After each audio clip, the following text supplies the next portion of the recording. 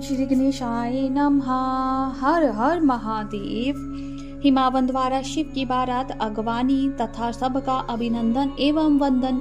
मेनका नारद जी को बुलाकर उनसे बारातियों का परिचय पाना तथा शिव और उनके गणों को देखकर भय से मूर्छित होना। ब्रह्मा जी कहते हैं, तदनंतर भगवान शिव ने नारद जी को हिमाचल के घर भेजा।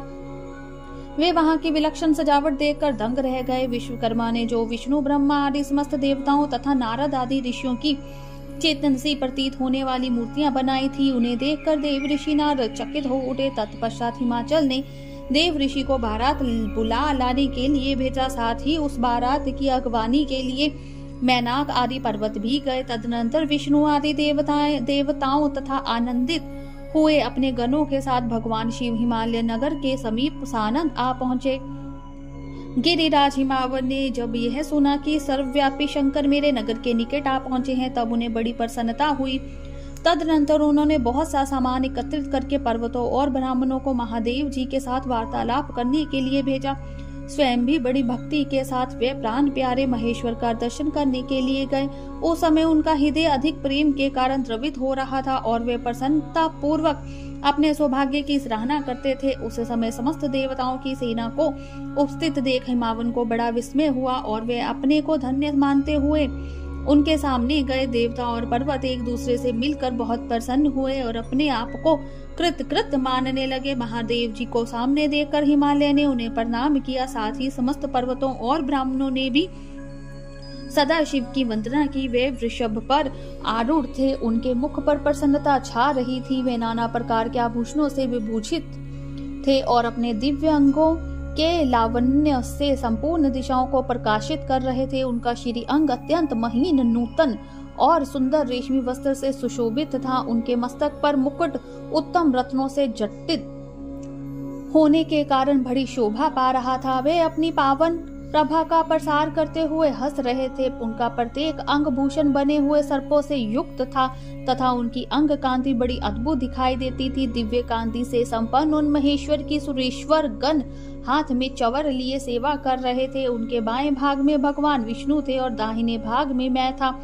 पीछे देवराज इंद्र थे और अन्य देवता आदि भी पीछे तथा अलग बगल में विद्यमान थे। नाना प्रकार के देवता आदि उन लोक कल्याणकारी भगवान शंकर की स्तुति करते जाते थे। उन्होंने स्वेच्छा से ही दिव्य शरीर धारण कर रखा था। वास्तव में वे साक्षात पार ब्रह्म परमात्मा, सबके ईश्वर, उपासकों को मनवांछित वर देने वाले, कल्याणमय गुणों से युक्त, प्राकृत गुणों से रहित, भक्तों के अधीन रहने वाले, सब पर कृपा करने वाले, प्रकृति और पुरुष से भी विलक्षण तथा सच्चिदानंद स्वरूप हैं। उनके दर्शन के पश्चात हिमावन ने भगवान शिव के वाम भाग में अच्युत श्री हरि का दर्शन किया, जो नाना प्रकार के आभूषणों से विभूषित हो विनता नंदन गरुड़ की पीठ पर विराजमान थे। मुने भगवान ने दाहिने भाग में उन्होंने 4 मुखों से युक्त महान शोभाशाली तथा अपने परिवार से संयुक्त मुझ ब्रह्मा को देखा। भगवान शिव के सदा ही अत्यंत प्रिय इन दोनों देवेश्वरों का दर्शन करके परिवार सहित गिरिराज ने आदर पूर्वक प्रणाम किया। इसी प्रकार भगवान शिव के पीछे तथा अगल बगल में खड़े हुए दीप्तिमान देवता आदि को भी देखकर गिरिराज ने उन सबके सामने मस्तक झुकाया। तत्पश्चात शिव की आज्ञा से आगे होकर हिमावन अपने नगर को गए। उनके साथ महादेव जी, भगवान विष्णु तथा स्वयंभू ब्रह्मा भी मुनियों और देवताओं सहित शीघ्रता पूर्वक चलने लगे। मुने उस अवसर पर मेना के मन में भगवान शिव के दर्शन की इच्छा हुई, इसलिए उन्होंने तुमको बुलवाया। उस समय भगवान शिव से प्रेरित होकर उनका हार्दिक अभिप्राय पूर्ण करने की इच्छा से तुम वहां गए। मेना तुम्हें प्रणाम करके बोली, तुम मुनि गिरिजा के होने वाले पति को पहले मैं देखूंगी। शिव का कैसा रूप है जिनके लिए मेरी बेटी ने इतनी ऐसी उत्कृष्ट तपस्या की है। तात उस समय भगवान शिव भी मेना के भीतर के अहंकार को जानकर श्री विष्णु और मुझसे अद्भुत लीला करते हुए बोले। शिव ने कहा, तात आप दोनों मेरी आज्ञा से देवताओं सहित अलग अलग होकर गिरिराज के द्वार पर चलिए, हम पीछे से आएंगे। यह सुनकर भगवान श्री हरि ने सब देवताओं को बुलाकर वैसा करने के लिए कहा। शिव के चिंतन में तत्पर रहने वाले समस्त देवताओं ने शीघ्र वैसी ही व्यवस्था करके उत्सुकता पूर्वक वहां से पृथक यात्रा की। मुने मेना अपने मकान के सबसे ऊपरी भवन में तुम्हारे साथ खड़ी थी। उस समय भगवान विश्वेश्वर ने अपने को ऐसी वेशभूषा में दिखाया जिससे मेना के हृदय को ठेस पहुंचे। सबसे पहले बारात के जुलूस में विधिवत वाहनों पर विराजित खूब सजे धजे बाजे गाजे के साथ पताके फहराते हुए वसु आदि गंधर्व आए। फिर मणिग्रीवादी यक्ष, तदनंतर कर्म से यमराज, निश्चित, वरुण, वायु, कुबेर, ईशान, देवराज, इंद्र, चंद्रमा, सूर्य, भृगु आदि मुनीश्वर तथा ब्रह्मा आए। वे सब उत्तरोत्तर एक से एक विशेष सुंदर शोभामय रूप गुण से संपन्न थे।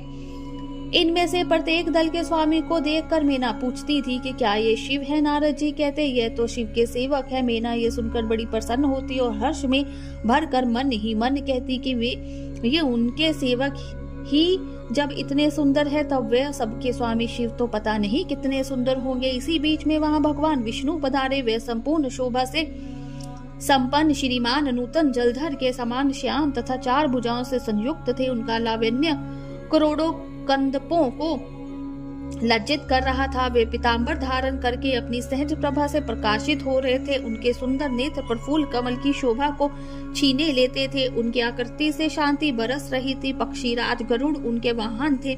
शंख चक्र आदि लक्षणों से युक्त मुकुट आदि से विभूषित वश स्थल में श्रीवस्था का चिन्ह धारण किए वे लक्ष्मीपति विष्णु अपने अप्रमेय प्रभा पुंज से प्रकाशमान थे। उन्हें देखते ही मेना के नेत्र चकित हो गए। वे बड़े हर्ष से बोली, अवश्य ये ही मेरे शिवा के पति साक्षात भगवान शिव हैं, इसमें संशय नहीं है। मुने तुम भी लीला करने वाले ही ठहरे। अतः मेना की यह बात सुनकर उनसे बोले, देवी ये शिवा के पति नहीं है, पति भगवान केशव हरि हैं। भगवान शंकर के संपूर्ण कार्यों के अधिकारी तथा उनके प्रिय हैं। पार्वती के पति जो दूल्हा शिव हैं, उन्हें इनसे भी बढ़कर समझना चाहिए। उनकी शोभा का वर्णन मुझसे नहीं हो सकता। वे ही संपूर्ण ब्रह्मांड के अधिपत्य, सर्वेश्वर तथा सर्व प्रकाशमय परमात्मा है। ब्रह्मा जी कहते हैं, नारद तुम्हारी इस बात को सुनकर मेना ने उन शुभ लक्षणा उमा को महान धन वैभव से संपन्न, सौभाग्यवती तथा तीनों कुलों के लिए सुखदायिनी माना। वे मुख पर प्रसन्नता लाकर प्रीति युक्त हृदय से अपने स्वार्थिक सौभाग्य का बारंबार वर्णन करती हुई बोली। मीना ने कहा, इस समय मैं पार्वती को जन्म देने के कारण स्वतः धन्य हो गई। ये गिरीश्वर भी धन्य है तथा मेरा सब कुछ परम धन्य हो गया। जिन जिन अत्यंत तेजस्वी देवताओं और देवेश्वरों का मैंने दर्शन किया है, इन सब के जो पति हैं वे मेरी पुत्री के पति होंगे। उसके सौभाग्य क्या क्या वर्णन किया जाए। भगवान शिव को पति रूप में पाने के कारण पार्वती के सौभाग्य का 100 वर्षों में भी वर्णन नहीं किया जा सकता। ब्रह्मा जी कहते हैं, नारद, मीना ने प्रेम पूर्ण हृदय में जो ही उपयुक्त बात कही तो ही अद्भुत लीला करने वाले भगवान रुद्र सामने आ गए। तात उनके सभी गण अद्भुत तथा मीना के अहंकार को चूर्ण करने वाले थे। भगवान शिव अपने आप को माया से निर्लिप्त एवं निर्विकार दिखाते हुए वहां आए। उन्हें आया जान तुमने मीना को शिवा के पति का दर्शन कराते हुए उनसे इस प्रकार कहा, सुंदरी देखो, ये साक्षात भगवान शंकर है, जिनकी प्राप्ति के लिए शिवा ने वन में भारी तपस्या की थी। तुम्हारा ऐसे कहने पर मीना ने बड़ी प्रसन्नता के साथ अद्भुत आकार वाले भगवान महेश्वर की ओर देखा। वे स्वयं तो अद्भुत थे ही, उनके अनुचर भी बड़े अद्भुत थे। इतने में ही रुद्रदेव की परम अद्भुत सेना भी आ पहुंची, जो भूत प्रेत आदि से संयुक्त तथा नाना गणों से संपन्न थे। उनमें से कितने ही बवंडर का रूप धारण करके आए थे, कितने ही पताका की ममर ध्वनि के समान शब्द करते थे। किन्हीं के मुंह टेढ़े थे तो कोई अत्यंत क्रूप दिखाई देते थे। कुछ बड़े विकराल थे, किन्हीं का मुंह दाढ़ी मूछ से भरा हुआ था। कई लंगड़े थे तो कोई अंधे, कोई दंड और पाश धारण किए हुए थे तो किन्हीं के हाथों में मुगदर थे। कितने ही अपने वाहनों को उल्टे चला रहे थे।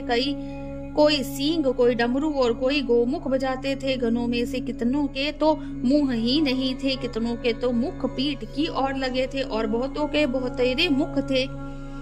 इसी तरह कोई बिना हाथ के थे, किन्हीं के हाथ उल्टे लगे लग रहे थे और कितनों के बहुत से हाथ थे, कितने ही नेत्रहीन थे, किन्हीं के बहुत से नेत्र थे, किन्हीं के सिर ही नहीं थे और किन्हीं के बहुत खराब सिर थे, किन्हीं के कान ही नहीं थे और किन्हीं के बहुत से कान थे। इस तरह सभी गण नाना प्रकार की वेशभूषा धारण किए हुए थे। तात वे वृक्क आकार वाले अनेक प्रबल गण बड़े वीर और भयंकर थे, उनकी कोई संख्या नहीं थी।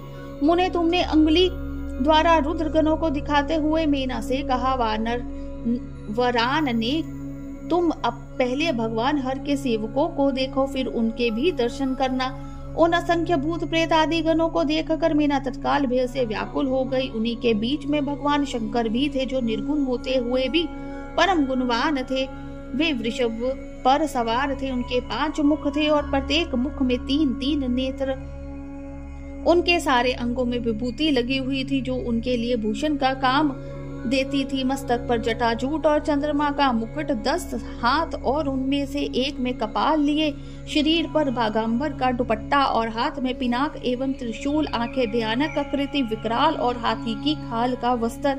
यह सब देखकर शिवा की माता बहुत डर गई, चकित हो गई, व्याकुल होकर कांपने लगी और उनकी बुद्धि चकरा गई। उस अवस्था में तुमने अंगुली से दिखाते हुए उनसे कहा, ये ही हैं भगवान शिव। तुम्हारी यह बात सुनकर सती मेना दुख से भर गई और हवा के झोंके खाकर गिरी हुई लता में समान तुरंत भूमि पर गिर गई। यह कैसा विकृत दृश्य है, मैं दुराग्रह में पड़कर ठगी गई।